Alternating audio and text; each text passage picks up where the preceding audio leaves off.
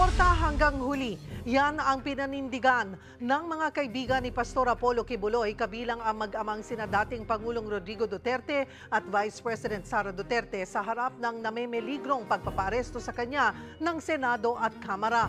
Magbabalita si Elaine Fulgencio. Hindi pa rin sumipot si Kingdom of Jesus Christ Pastor Apollo Kibuloy sa mga pagdinig ng Kamara at Senado nitong Martes. Kaya ang Senate Committee on Women, Children, Family Relations and Gender Equality na pinamumunuan ni Senadora Riza Hontiveros naglabas na ng show cause order para kay Kibuloy. Binigyan siya ng 48 oras para ipaliwanag kung bakit hindi siya dapat ipaaresto. Pag nag-show cause order si Ma'am Riza at hindi pa rin satisfactory yung explanation, sagot, tayo talaga pumunta dito, then it is ministerial on the part of the Senate to release the issue or the Dinidinig sa Senado ang mga alegasyon ng umano'y pang-aabuso ni Kibuloy at ng kanilang religious group. Sa Kamara, nagsasagawa naman ng hearing sa umano'y mga paglabag ng Sunshine Media Network Incorporated o SMNI sa kanilang prangkisa. Ang SMNI ang broadcast media arm ng KOJC ni Kibuloy. Dahil sa hindi pagsipot ng pastor, ipinakontempt at ipinaaresto na siya ng mga kongresista. The fact that he has not been appearing in these hearings, in this committee, just shows that he has no respect for this committee. It just shows that he acts like God, he acts with impunity.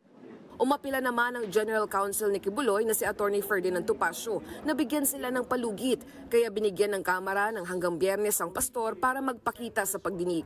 Balak naman ng isang kongresista na imbitahan din sa SMNI franchise hearing si dating Pangulong Rodrigo Duterte.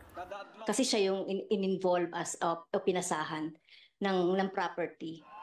Bago pa yan, nagpakita naman si Duterte ng prayer rally bilang suporta kay Kibuloy nitong Martes ng gabi sa Liwasang Bonifacio. Dumalo rin ang anak niyang si Vice President Sara Duterte.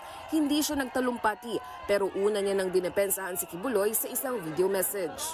Sa mga ginagawang pagdinig ay tila pinatawan na ng guilty verdict si Pastor Kibuloy. Marami sa atin ang naniniwala na ang dinaranas ngayon ni Pastor Kibuloy ay isang pandarahas at hindi patas.